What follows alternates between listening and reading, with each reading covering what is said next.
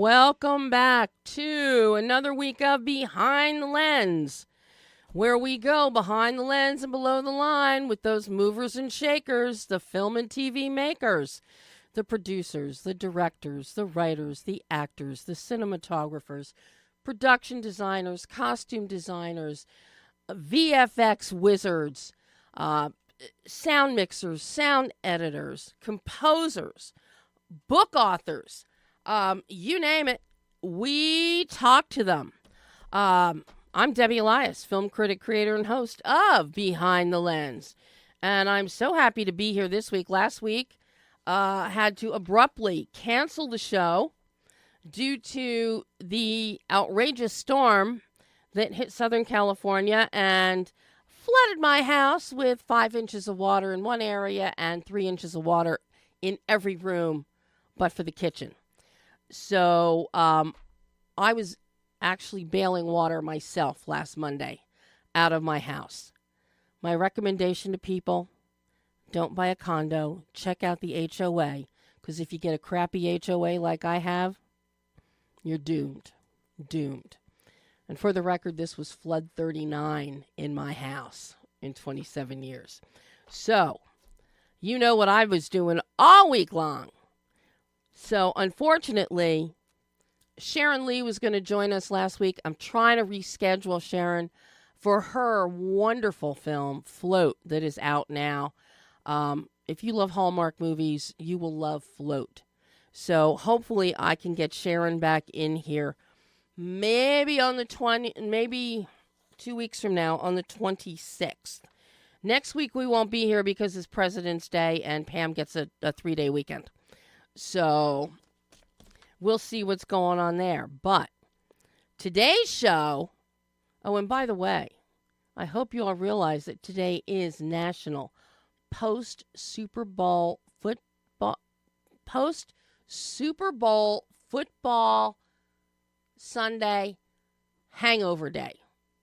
I did not know that there was now an official National Hangover Day, post-Super Bowl Hangover Day. But that is today, which could explain why traffic was a little lighter today. But joining us today live, very excited. I cannot wait to talk to this writer-director about his feature directorial debut. MICHAEL LUKK LITWAK is joining us to talk about his film, Molli and Max in the Future. It is in theaters right now. It opened on Friday. It is incredible. It is so creative, so imaginative. It is a blend of visual effects, miniatures, miniature models, just incredible. It's set in the future, in space, traveling amongst galaxies and planets. Very akin in many respects to When Harry Met Sally. It takes place over the course of 12 years. 12 years, multiple orbits, multiple planets. I'm very excited to talk with MICHAEL later in the show about this film. I'm just in love with it. It makes me smile. And so, looking forward to that. But first, you're going to hear my pre-recorded exclusive interview with another writer-director making her feature film directorial debut, EVA HASSMANN, and her utterly charming film, Willie and Me, a feel-good movie with heartwarming moments. It has great characters, really solid performances, wonderful production elements, nicely polished. It also marks the final film appearance of Peter Bogdanovich, who is a scream. He is a scream. But Eva stars in the film in addition to writing and directing it. And a lot of this is semi-autobiographical in some respects. The film is Willie and Me. And when you think of Willie, who do you think of? Willie Nelson. And that's exactly what you get with Willie and Me. Eva plays our title character of Greta, who is obsessed with Willie Nelson. She lives in Germany, and she learns that Willie Nelson is going on his final tour, and she has to get to Las Vegas to see Willie Nelson in his final tour. She sells her husband's car, priceless car, gets money for it, flies, lands in Reno, has to get to Vegas, wherever Willie is performing. And she's new, first time in America. So she's very trusting. She's very wide-eyed, and has all kinds of escapades in trying to get to see Willie Nelson's final concert. In real life, Ava is a huge Willie Nelson fan. And it shows in the script, and you'll hear Ava talk about this, because the film, it's filled with Willie Nelson songs. And they were cherry-picked.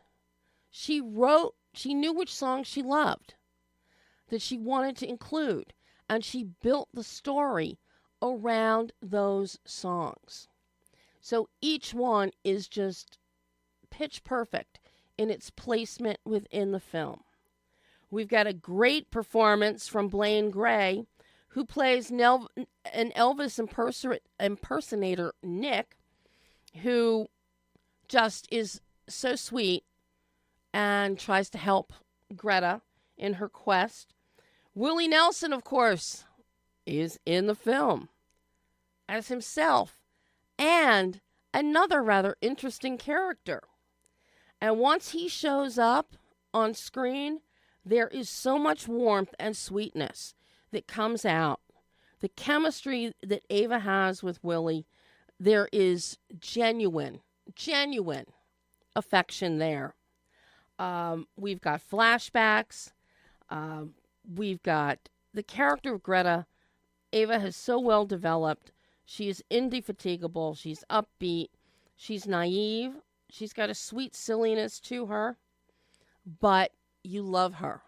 And you really want to root for her. I mentioned the production values, the polish. Cinematographers Marco Capetta, Alexa Eert. The film is bright, saturated, colorful, playful, just on every level. Pure enjoyment. So, instead of listening to me blather on, take a listen to my exclusive interview with Eva Hassmann talking about Willie and Me. I have to tell you right off the bat how much I enjoyed this film, Willie and Me. This so upbeat. The character of Greta is indefatigable. There's a naivete that comes with the cultural difference from Germany and the United States. There's a sweet silliness to it. And then once Willie Nelson shows up, there's this great warmth. This is really, it's a feel-good movie. You just want to sit back on the couch, under a blanket, watch this and smile. Oh, thank you so much, Debbie. Thank you so much. That means really the world to me, what you just said. I hope a lot of people are feeling the same way you just explained. That would have been everything worth it. Whatever struggle came along that road. This does not look like your first feature film as a director and a writer. You have wonderful production elements here. It's a fun and entertaining story filled with heart. Your characters are great. Peter Bogdanovich is hilarious. He doesn't crack a smile, but he is hilarious as the hotel guy Charlie, and he keeps turning around taking shots of whiskey. And then you bring in Blaine Gray as Nick, the Elvis impersonator. Your chemistry with Blaine on screen is just electric from the minute the two of you, Greta and Nick, meet.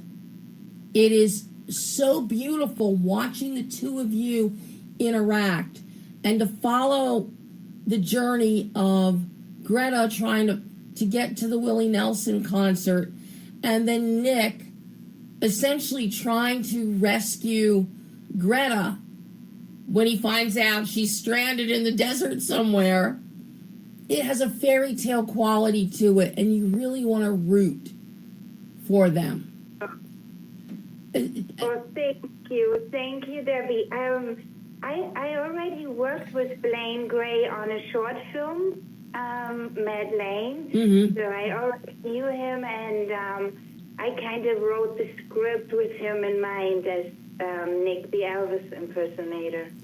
He's an amazing actor, and it was so nice working with him. I have to say, all the actors, I was really thankful, and really that was such a gift to work with all the actors, and who were greatly prepared and had such a good spirit. That really was touching and made me like even more direct in future, maybe more behind the camera than in front of the camera, because it's kind of challenging to do both at the same time. I bet you had fun doing that. So I've got to ask you, as director and writer and lead actor, did lead actor Eva take direction well from director Eva? Yes, they did. Really. That was perfect. We had a lot of rehearsals before, but I mean, I also was lucky that they were like so much in their parts that it was not that hard. I mean, with the kids, for sure, in the car scenes, like it's often that it was kind of free-falling, like a lot of rehearsals, and I trusted the team and the camera, the DP, and then I had to let go when we were finally shooting. So. But it's tough, and I had kind of a bad consciousness in between that I couldn't give the actors 100% attention where they were like we were playing together. Yeah, because you're trying to juggle, wear many hats, so that is hard. I'm curious, where did the idea for this film and this story start? Were you a Willie Nelson fan? Because obviously this whole story hinges on Willie being involved in the film. Yes. I was as a child, so my mother had a tape, Stardust, in her car, and that was the first time I listened to Willie. And then I stopped listening to him, so it has kind of biographical elements. So the childhood elements are surely in there in the beginning, and then it goes more abstract and over the top for sure as a comedy. How did you get Willie Nelson involved in this film? It actually, Peter Bogdanovich introduced the script, the first draft he was sending to his management and to Willie, so he made the connection. And I met him the first time at the Hollywood Bowl in Los Angeles together with Peter. We were at the concert, and then after the concert we met. So thanks to Peter Bogdanovich. How did you connect with Peter? Because I knew Peter off and on through TCM Film Festival. I had spoken with him many times over the years. And also in conjunction, we did a long sit-down talking about finishing Orson Welles' film, Other Side of the Wind. So, yes, I know. So, absolutely. Yes, Peter and I were talking about that very often. And, he spoke a lot about this project. So Peter saw a short film I did that was in New York on a festival called Mad Lane, and he really liked the short film, and he was just asking if I'm working on something else right now. And at that time, I had finished a draft, like a 20-page draft for Willie and Me, and he was reading that, and he liked the story and said, write a script. So, yeah, it didn't take me long. 2 months, 6 weeks, I had the first draft ready and was sending it to Peter. At that time, I still lived in Germany. I was like back and forth between Los Angeles and Germany. So in Los Angeles at that time, I studied directing at UCLA, extension courses, and worked in Germany. So anyhow, I was then in Los Angeles and started working with him on the script. So he became basically my mentor, and started saying, Eva, if you want to become a director, you have to start with Greek history. And then we went from really silent films, black and white films, like the whole film history, to modern films. He taught me so much and worked with me on the script. And that way we decided that he's going to play Charlie, the hotel manager who's constantly drinking. He's hilarious in the part. What do you think is the most important thing that you learned in your conversations with Peter about filmmaking and about directing that helped you in making Willie and Me? Not to give up. Honestly, that's the biggest support I could get from him. I mean, first of all, the compliment, like, that Peter was interested in that project and teaching me so much. And then not to give up, because it took a while to finish the film, and that's why I, at the end, even produced it, because it's really not easy for a first-time director to get financing for a film. Yeah. So I had a lot of crash, and he always said, move forward, Eva, and don't give up. That was a big emotional support. Putting this film together, as I said, you've got some really good production values in here, starting with your cinematography. I love your cinematography. You keep things working with, you've got 2 cinematographers on the film. And I love how you keep your shots. They're medium shots. Out in the desert, you do go into some wide shots. But as a rule, you keep the film light, bright, colorful, and saturated. Be it inside in the first casino where Nick is performing, all the way through to out in the desert to the night scenes. You have really beautiful elements with your lighting, color, and your framing. Talk to me about working with your cinematographers to develop your visual tonal bandwidth of the film, the visual grammar. Actually, we worked out kind of a concept. So all the German parts, there was the idea to make it more bluish, cold, claustrophobic, and then show the colorful whiteness of America, and give it a contrast.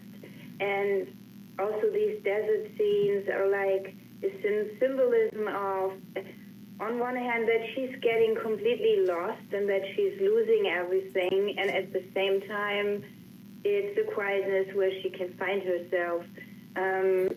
I was always inspired also by John Ford films, the Western films, and also coming from Germany, I think it's automatically there's a different eye on things, seeing like the desert for the first time, because you don't see it in Germany, so it gives a different expression, more intense. And I'm also, I love photography. I'm very much into photography as well. And I actually had a vernissage before I came to Los Angeles. Photography I love to do. And I mean, great talents. I was lucky to be able to work with this great talent, with Marco Carpetta and Alexa Earth. They immediately knew like what I was looking for, and the concept, the color concepts, and the framing, and it's really inspired David Lynch. I love it, and so Yeah, I can see the David Lynch. I can see the John Ford. And what I love in watching this is because both of my grandparents were from Germany. And oh, really?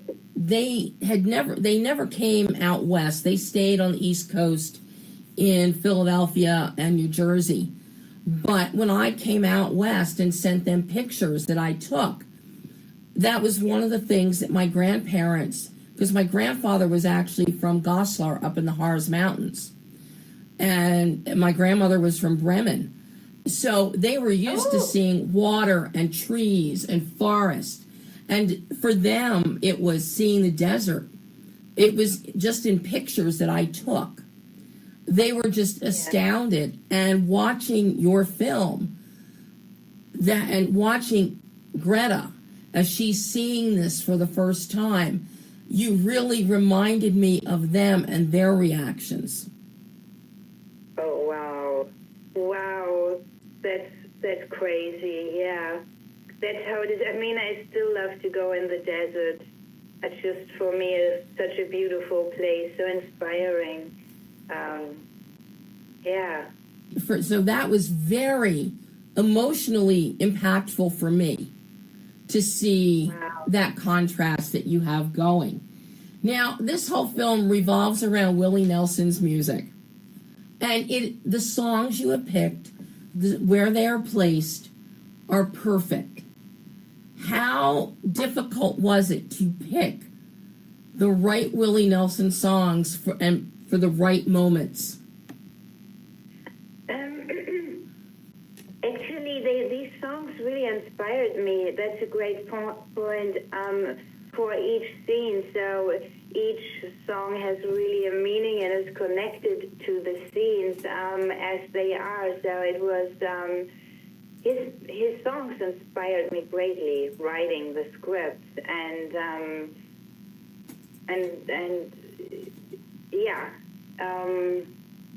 I lost it. Yes. What was your question again? Was it difficult to pick out the specific Willie Nelson songs and insert them?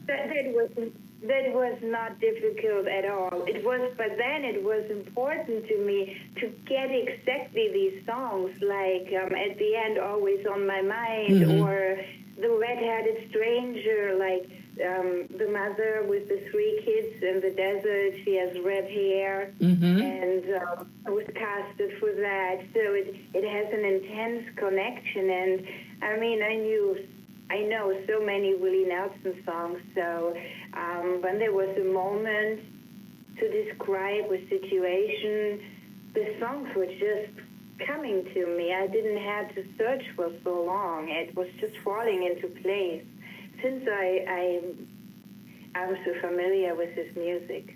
But the songs are perfect in every spot in this film where we hear a Willie song come up.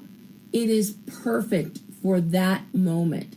I think this is probably one of the strongest needle drop individual song film connections that I have ever seen for songs that were not written for the film. Wow, thank you so much, Debbie, because it was like I really was fighting for getting exactly these songs because of what you just said. I say it's exactly was so important to me to get exactly these songs because they are connected to the scenes, and makes me really happy that you see that. Anybody who doesn't see and feel that, then they're not watching the film properly, because the music is just perfect for every single moment that it appears. Just, that is spot on. Just spot on, Eva. That really impresses me with what you've done. Now, I know that you probably have another interview after me, and you have to run, but very quickly, I've got to ask you, what did you learn as a filmmaker and a storyteller in making Willie and Me that you can now take forward into your next films? A lot. I made a lot of mistakes, like beginner mistakes, and I would organize things differently. I will for my next project. Not the writing, not the storytelling.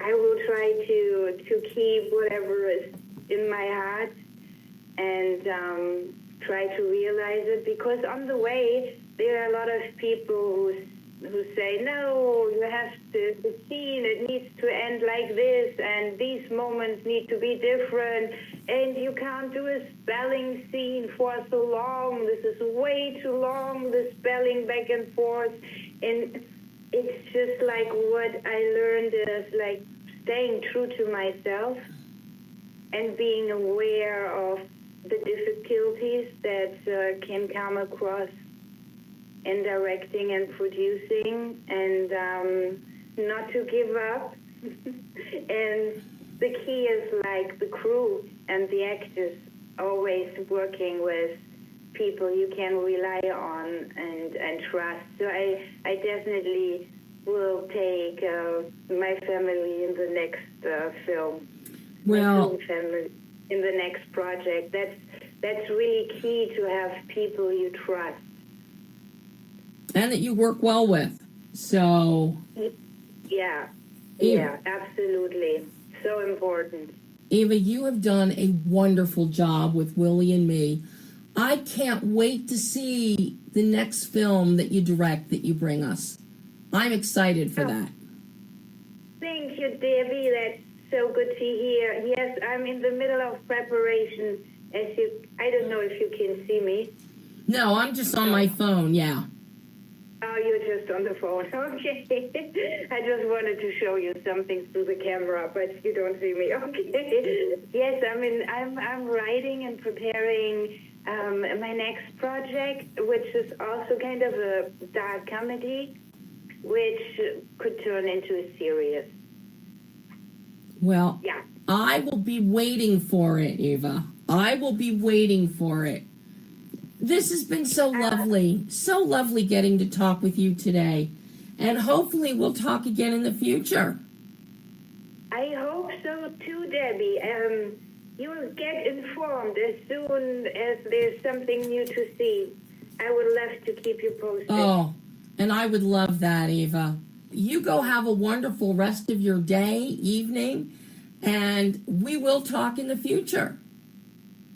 You will, Debbie. You have a wonderful day as well. Bye-bye, Eva. Thank you so much for the nice interview. Oh, thank you. Bye-bye. Bye.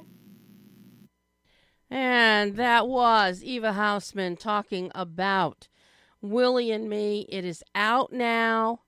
It opened on Friday. It is a charmer. It really is sweet. It's wonderful. And I truly cannot wait to see what Eva brings us next, because she has such a wonderful eye. She's excellent at character development, but she also understands the visual aspect and how to bring it to life as well. So check out Willie and Me. You will not be disappointed.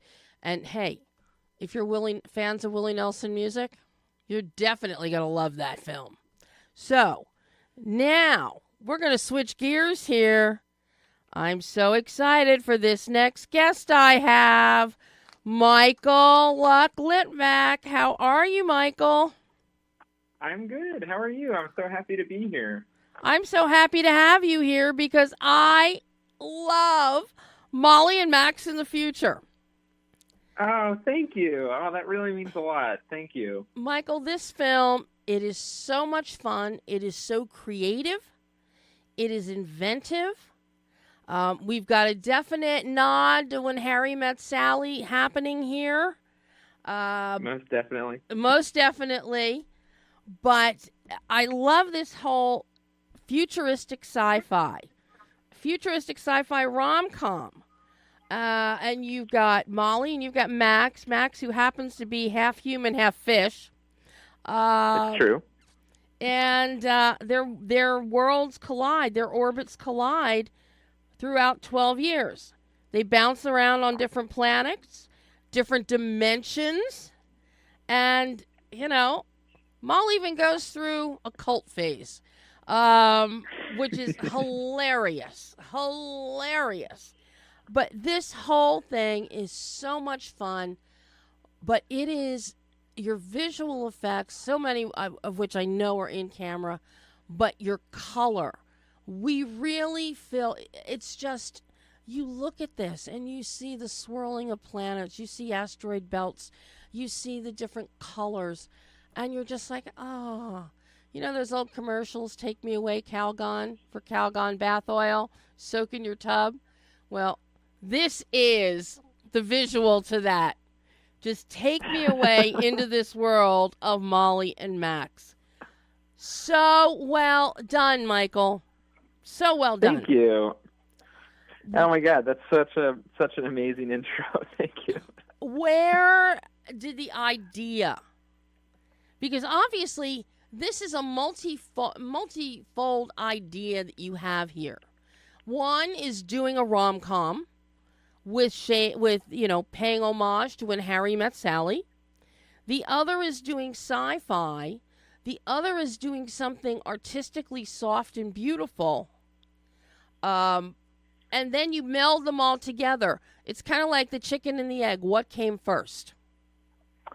Yeah, it is like so many things happened kind of at the same time, but it really all started with the fact that I was trying to get another film made that was a science fiction love story, and I'd spent 7 or 8 years trying to get that film off the ground, and then the pandemic kind of killed it, and it was dead in the water, and suddenly, I had a lot of free time, and so during lockdown, I started watching movies because there was nothing else you could really do, and I rewatched When Harry Met Sally, and it's such a perfect film. I have, I don't want to cast any shade on the original because it's incredible. It's one of my favorite movies of all time, but it was really interesting to watch it in the middle of a lockdown because in that world, you never know kind of what's going on outside of their relationship. Mm-hmm. You never know what's going on in the world around them. And you also kind of don't know what they do for a living. There's like a passing mention that Harry's like a political consultant or something. But,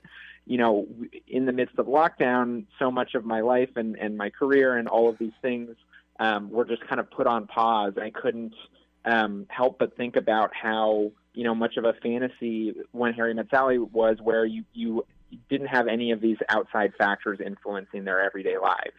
And so, I grew up watching, big budget action adventure spectacle films like Star Wars and Indiana Jones and Jurassic Park. And that's really kind of what got me into filmmaking in the first place. But then as I got older, I kind of fell in love with classic romantic comedies like, the Before trilogy and Annie Hall and Manhattan and When Harry Met Sally, and whenever I try to make anything, I try to combine a bunch of different things that I love and come up with kind of a unique original combination of them. And so it really kind of came from this jumping off point of if I were to make a modern When Harry Met Sally, like how would I do it, and how can I update that story for today, and how can I kind of talk about the themes of friendship and relationships, and because I think one of the most important parts of When Harry Met Sally, and the reason I think it's resonated for so long and speaks to so many people, is because it's about how the basis of any great relationship is really friendship. And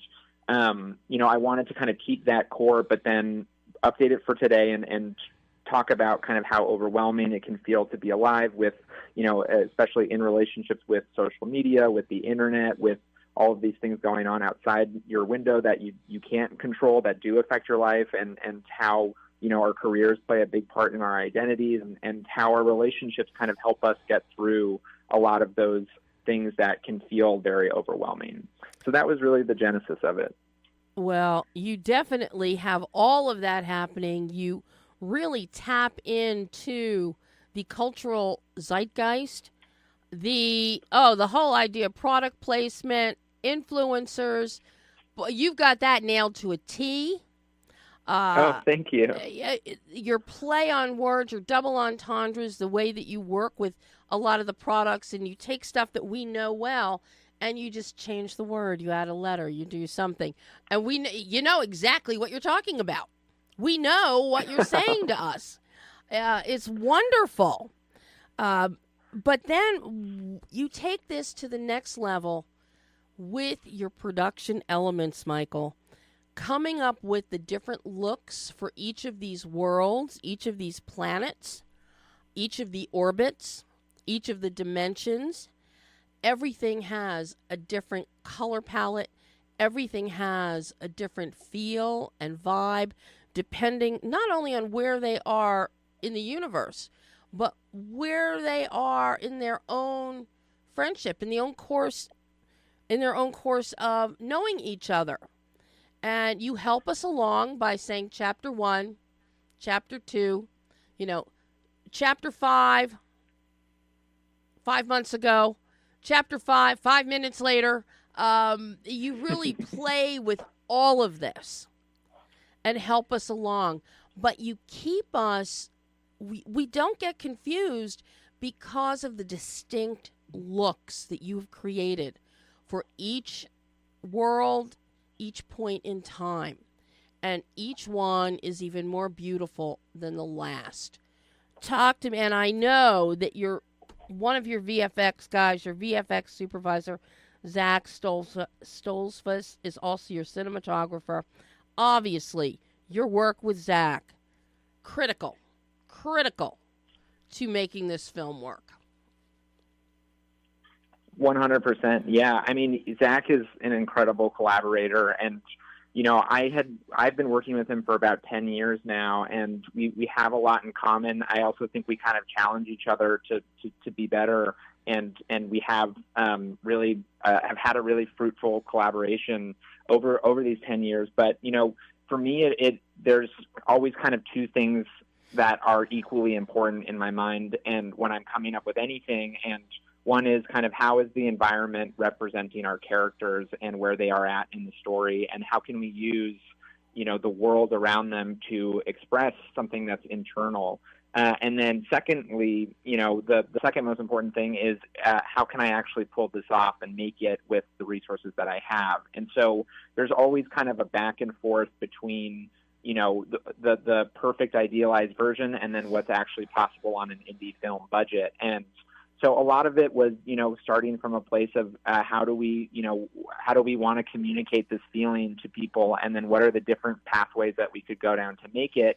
And, whether that is through the color, through the environment, through the lighting, through the combination of all of those together. And it really was kind of this, again, another kind of catch-22 of where you kind of take a couple steps down a road, and then you realize that maybe that isn't doesn't check all of those boxes, and then you maybe take a step to the left or the right, and you have to kind of find something. But basically, as I was writing the film, I was doing lots of research about kind of what was possible, what me and Zach could do on our own, because about 90% of the visual effects in the movie, and there's over 900 visual effects shot, basically every single shot in the film is a visual effects shot, was done by Zach and I completely from start to finish. We had a couple of small things that we farmed out, like the stop motion animation, because that is its own kind of skill that takes years and years to master. Yeah. But, we neither of us are professional VFX artists, but we spend a lot of time going on YouTube and doing research and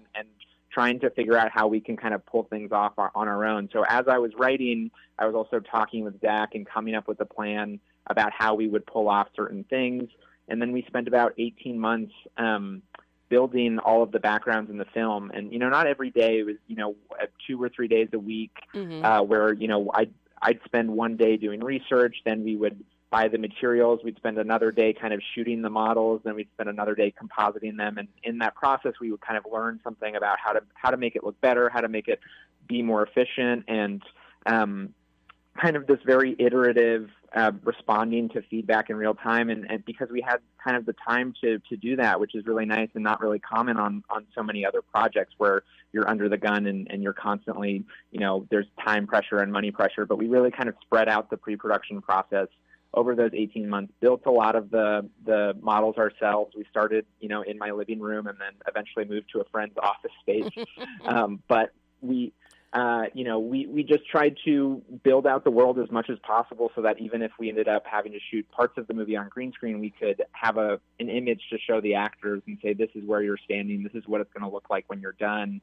And, we shot a combination of a week on an LED stage, which are, just basically giant TV screens. Then we shot 3 weeks on a traditional stage where it was a kind of a combination of rear screen projection and then traditional green screen. And, it was kind of a medley of everything, but in general, we just always tried to keep everything practical. We almost used no computer-generated 3D visual effects. It was all kind of handmade, hand-built models. And, I think that it's something that, I sometimes think about my work like a live-action cartoon, and there's so many kind of silly things that happen in the movie, and I think the kind of aesthetic very much helps sell that because, you aren't looking at it like it's a Marvel movie or a DC movie, and you're looking at it like, this is a story about people. This is about the characters. It's not about whether or not the button in the background is perfectly, centered. But I obviously do put a lot of time and energy into that kind of stuff. We kind of call it like elevated lo-fi, where everything feels handcrafted, everything feels handmade. And, we put a lot of energy and effort into it, but at the end of the day, it is kind of intentionally artificial looking, similar to like a Wes Anderson movie or a Michel Gondry movie. And so, those people there's a long history of just like beautiful in-camera visual effects and practical effects first forward approaches. And we kind of took that as inspiration and as a jumping off point to keep as much of the visual effects, tactile and not kind of get lost in a sea of CG. Mm-hmm. Well, and, when people see the movie, they have to sit through the credits to the very end because you have some really cool images and things that play during your end credits. Not the least of which is because you have a beautiful, romanticized, almost a Baz Luhrmann Moulin Rouge kind of moment where in Moulin Rouge you have Christian and Satine and they're spinning around, the world is spinning around them when they're first falling in love. And you show us how you have executed that. You don't have cameras go 360 like Baz Luhrmann did. You have Molli and Max sitting on a box, and you've got crew members who are rotating the box. So the camera stays in one position, and they are physically moving this, and you get the same beautiful effect that Baz Luhrmann got in Moulin Rouge. So, that's one of the things I love about doing things 2D, doing things tactile, staying away from CGI, what you can do, the creativity level that comes out and that you display in this film that's what movie magic is. Thank you. That's the George Méliès magic. Definitely. Yeah. That was one of the hardest shots to pull off, and it was our last day of shooting, and so everybody was also really exhausted, and we had to do it about 15 times, and they have to spin around twice to get it. And so, I was surprised that nobody vomited. I was just thinking that, fun, yeah. And I'm so proud of it. Oh my God, you should be. Now, talk to me about your various color designs. Your color designs are beautiful. I know when we see, the big city, they're both in the big city with skyscrapers, and you've got yellows, bright, different shades of yellows, some oranges. Everything is bright like the sun, but it's beautiful. Actually, it reminded me of some of the beautiful animation that was in the film that came out a couple of years ago, Pupil in Chimneytown. Absolutely gorgeous. And then we have other realms that we go into where you've got blues and pinks and purples. Talk to me about coming up with the different color designs as representation for essentially the stages of their relationship. Yeah, I'm so glad that resonated and that you picked up on it, because that was really important. Oh, I'm sorry, my dog. That's okay. It was really important to me that was a big part of it. And color design is something that I was thinking as I was writing the script, and environment design, because again, kind of like everything for me I try to make it rooted in character. And so it's hard sometimes when you're picking colors because you don't want to overthink things, and you always want to have kind of a nice contrast within certain color palettes. And so, the very first version of kind of my color deck was like, well, this is going to be all blue and this is going to be all orange. And then, what you realize is that, if you lean too far in one direction or the other, it can feel kind of stilted, or there isn't kind of enough natural color contrast. And right. So, the kind of big picture rules that we came up with were that, warm colors were going to be for Molli. And so everything that represents her is going to be, reds and oranges and, pinks and purples, and that's kind of going to be her world. And then when it comes to Max, he's going to have kind of cool colors where, everything's going to be blues and yellows and greens and just kind of colder colors. So, and then within that, you still want to have kind of contrast, but being able to kind of have those generalized things was really important. And, so much of the movie is about kind of how you have to travel in circles in order to move forward, and this kind of circular nature of growth itself. And so there was, talk of kind of how, they both kind of start in this orange and teal worlds respectively, and they kind of go and go in different directions and end up, Max goes into a kind of more blue side of himself, and Molli goes into a more kind of pink and purple side of her, and then they end up kind of finding their way back towards orange and teal, which are kind of these classic sci-fi color combinations. So it was something that I talked about a lot, and then, we also kind of felt it out a little bit as we were going in post-production, where you realize that one of the nice things about visual effects is if you for the stuff that we didn't already shoot in camera, we could throw it together, have references, look at it. We worked with an amazing colorist named Christian Rush, who was really incredible and worked with us over the period of 5 months, where we could send him visual effects shots.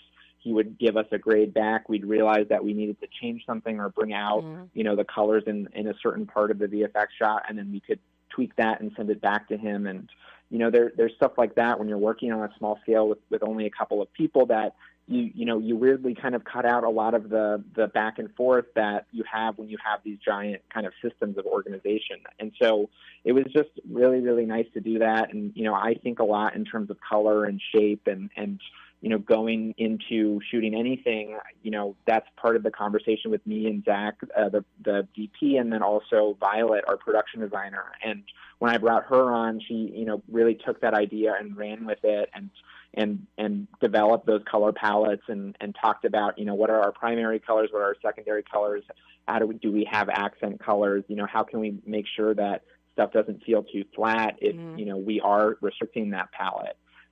So it was, I'm really proud of the way it looks, and it really was a team effort between a lot of different people. Well, and, what I love about the colors that you use for Max is because you go with those cooler colors and, you've got blues and silvers and things, it constantly, subconsciously reminds us that Max is from the planet Oceanus. It is a water planet. So, yeah, you would expect that. Whereas Molly, being totally human, she's going to have a wider swath, shall we say, of a color range than we would expect to see with Max. And you follow this through, not only with the color, with the production design, but also with your costuming. Some very unique costuming, especially with Molly, comes into play. We see some quite a few different looks for her, and particularly with her hair. So, talk to me. What were you looking for to create her look? Max, other than when we first meet him and he has long hair, which we expect, as time goes on, he's clean cut, good looking. His clothes are pretty much all cut the same. Molly is the one where we see the human mess, the human closet, shall we say. Definitely. Yeah, I mean, we had an amazing costume designer named Hannah Kittel Matsuo, and I mean, she was a one-woman team, and she was incredible. And I mean, I think in general, it's so much more fun to dress female characters, both with their hairstyles and with their clothes, because women have so many more options. And so we really took advantage of that. And we also had an amazing hair and makeup department lead named Sarah Plata. And, we talked about, I think with everything, you want to show small changes between the characters, but you don't want them to be so crazy and so big that they come off distracting. And so, similarly, we wanted to kind of show this circular growth by starting her with these space buns, and then bringing back the braided look towards the end, and figuring out, similarly in your real life, you change hairstyles, and sometimes you end up, taking back something on that you had when you were younger. And, I think for me, it was like, well, how do we use hair? How do we use costume to express character and show the stages that these people are at in their lives? Because really, I mean, at its core, this is a movie that's two people talking to each other for 93 minutes. And you have to use every tool in your belt in order to make it interesting and show that time has passed, and show that life has moved on, even in as many ways as you can. And so, whether or not she has her hair up or her hair down, it was like, well, how do we make her look younger? How do we make her look a little bit more mature? And similarly, Max has a little bit less to do, but I also think that kind of fits with his character, because he doesn't necessarily care as much about changing his look, and he goes through kind of a radical transformation when he sells out and becomes a corporate shill, and then is able to kind of slip back into the way he used to dress. That is, he still has the buzz cut, but it's interesting, because I think whenever you're making a movie, you're kind of creating meaning, and whether it's with color or with costume, you want to have all of your changes be meaningful, because that's kind of what an audience is tracking. But you also want to make sure that it isn't, too crazy, too over the top, that it feels subtle, and that, it's often felt more than, too explicit. And so I really relied on Sarah and Hannah to kind of help me through those things. But we did a lot of research too. And one of the things that I brought to both Sarah and Hannah was a deck kind of going through classic science fiction, and you look at Star Wars, you look at Princess Leia. Princess Leia was a big influence of just the way that she dresses, where it's kind of simple and utilitarian. There's kind of these classic science fiction patterns that you find where, it's like Patagonia or North Face, those kinds of like quilted fleece, or not fleece, but it's like winter wear, sure, because people in space puffer, are always cold. So, using that kind of as a jumping off point, but also making it, we also talked about the costume design in Her, the Spike Jonze movie, where, everything is just a little bit different. It's in that movie, they have the high-waisted pants. And, I think that was like genius, because it's just different enough to show you that it's the future. And, but it also kind of, leans into the past, and you have this little bit of retrofuturism there, because I think when you look at stuff from the 60s, 70s, and 80s, you go, oh, it's not crazy different, but it just looks a little bit different. And in every aspect of this movie, I really wanted it to just be like 1 or 2 degrees of different, so that at the end of the day, it's not the thing you're focusing on, but it does kind of help you kind of lean into this slightly heightened reality. Well, and something I noticed, some of the costume touches even relate back to the early Flash Gordon serials back in the 30s and the 40s, in terms of the fabrications and the fabric finishes. So I really love that. One of the biggest elements of this film that I went crazy over, the score, Alex Winkler's score. You went with jazz. I love it. I love it. I love it. And then at one point, we get a really cinematic, almost like a Max Steiner, Bernard Herrmann romantic piece that comes in, motif that comes in. The music is incredible. What led you and Alex to come up with, think of jazz? Yeah, I mean, it's funny because I think a lot of people have been very surprised by how well it works, and for me, I was never in doubt of it. Partially because I saw Cowboy Bebop, which is an old anime show that is very well known and iconic, and they mixed science fiction and jazz in a way that was really inspiring, and just with such a great combination. And then when you watch those old romantic comedies like When Harry Met Sally or Annie Hall or the Before trilogy, a lot of them have jazz. And so for me, it was well, what are we taking from each genre, and what is the purpose of it? And I think that jazz has this kind of melancholy feeling, and it kind of, for me, it brings up these themes of existential ennui, and that's a part of the film. So for me, that was an obvious choice, and I brought on Alex, and we had so little money that I was like, maybe we can get Alex to do a couple of original songs, and then we can try to find some stock jazz or maybe some classical music, or find something that we can license for free, because we aren't going to be able to afford a full original score. And Alex just stepped up to the plate and knocked it out of the park, and offered to do the entire score start to finish. And I really cannot take that much credit for it, because we put some temp music in there, but he took everything we gave him and he just took it to the next level. Wow. He made 100% original soundtrack. It's on Spotify. It's incredible. And that final song that you mentioned, that happens in the last scene, was something that was originally, we had a Chopin song in there as temp music, and I really loved the Chopin song. And I said to Alex, I was like, you're already doing so much for us. If you want to not do this one last 3-minute song, we have a cue that we could probably get the rights to. And he was like, let me take a stab at it. And the first draft he turned in was perfect. I had no notes. It was just incredible. Well, and I'm happy to hear that the soundtrack is available on Spotify. Yeah. Because I was going to ask really you and say to you, you need to put out a soundtrack. And you've already done it. So that's great. Yeah. But now I've saved the best for last here, Michael. Your 2 leads, Zosha Mamet, Aristotle Authority as Molli and Max. What chemistry, what fun they both are. How difficult was it to cast this film with those two?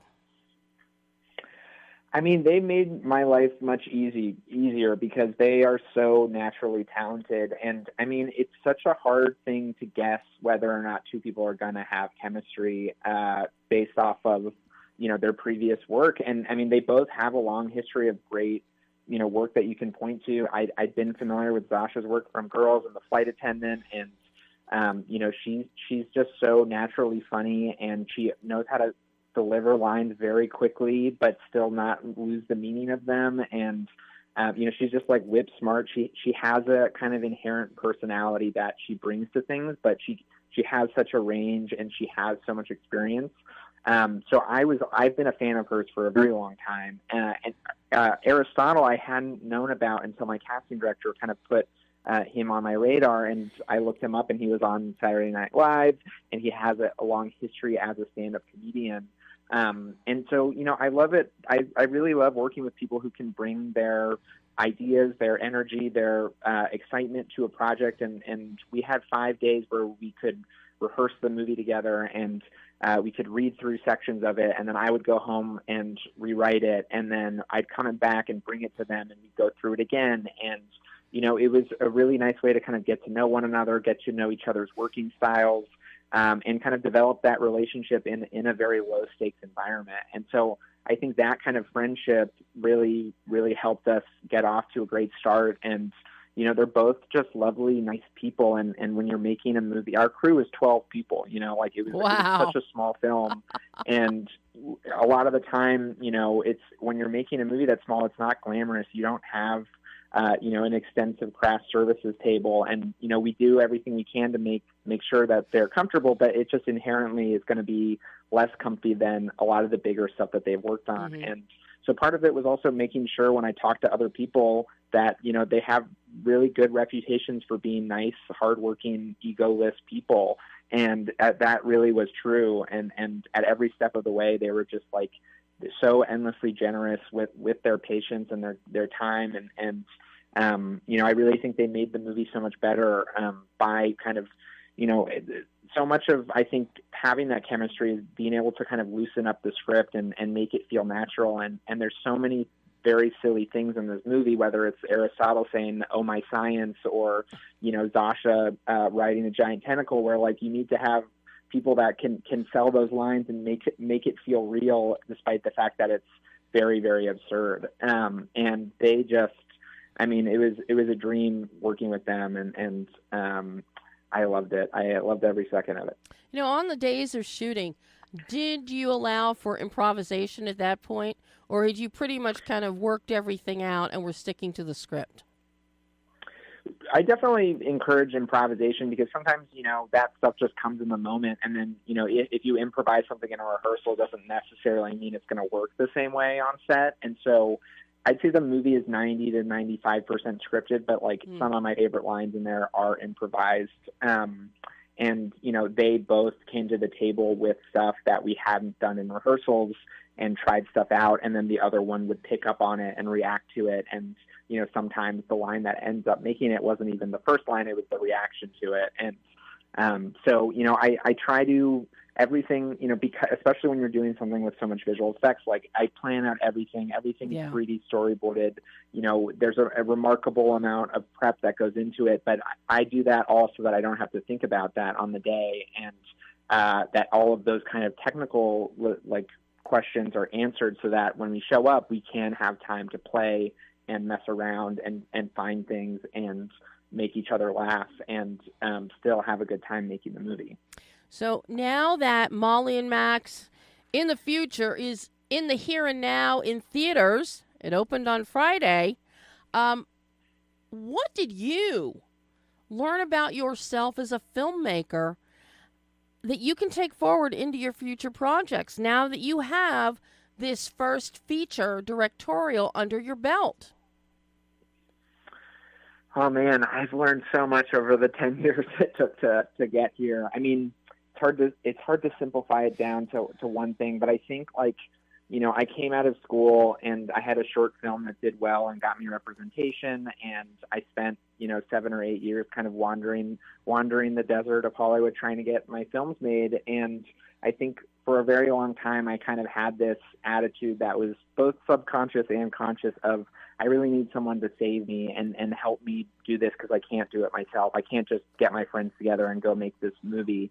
And I eventually kind of ran out of options and kind of I had no other choice. So it had to happen the way it is. So I don't have any regrets, but I do think that there was a very distinct shift when I realized that I could go do it with my friends and keep it small, and go make the movie that I wanted to make, and not necessarily wait around for other people to give me permission to do it. And so that's something I'm trying to, take forward. And when I, for my next couple of projects, just have that kind of determination from the beginning of this movie is going to get made one way or another, whether it's the big version or the small version. You have to be the person pushing it forward at all times and making sure that, that you're the one bringing it to life, because nobody else is going to care about your movie as much as you do. Well, I'm so glad you cared about this one and you made this. I cannot wait to see what your creative little mind brings us next.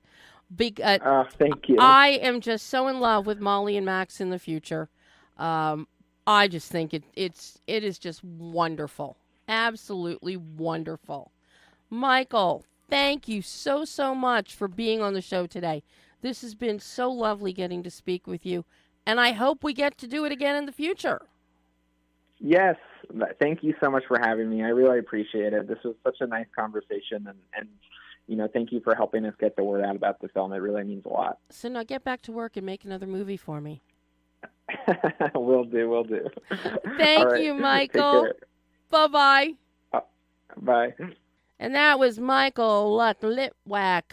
Molli and Max in the future in theaters now. It is a gem, folks. It really is a gem. And the creativity factor just puts it over the top with, using, miniature models, 2D, in-camera practical. It's fantastic. Now, as I said at the top of the show, we have a scheduled day off next Monday for President's Day, so Pam can have her 3-day weekend. But we will be back, if the rain gods permit me. We will be back on Monday the 26th. Now, in the interim, I have to tell you, been waiting and waiting and waiting. Finally, this released on February 6th. John Lindstrom, you know him best from General Hospital, as first Ryan and Kevin Chamberlain. Ryan, of course, is dead now, so he just has to play one role. But he is now an author. John has written a book, Hollywood Hustle. It is a thriller, and it is superb. When John was last on the show and we were talking about a film that he was in, he briefly mentioned that the book was coming out. Yes, it is now out. It came out on February 6th. Get it, read it. It's wonderful. And I'm trying to find time to get John back on the show to talk at length about his book. So, you got movies to see, you got a book to read, and of course, for a family film, I've said it before, I'll say it again, Netflix, Orion in the Dark. I am so enchanted by that film. And yes, I did have it on while I've been sucking up and mopping up water over the past week because I needed something to make me smile. And that animated film does it. So, that is all the time we have today. Until next week, I'm Debbie Elias. This is Behind the Lens.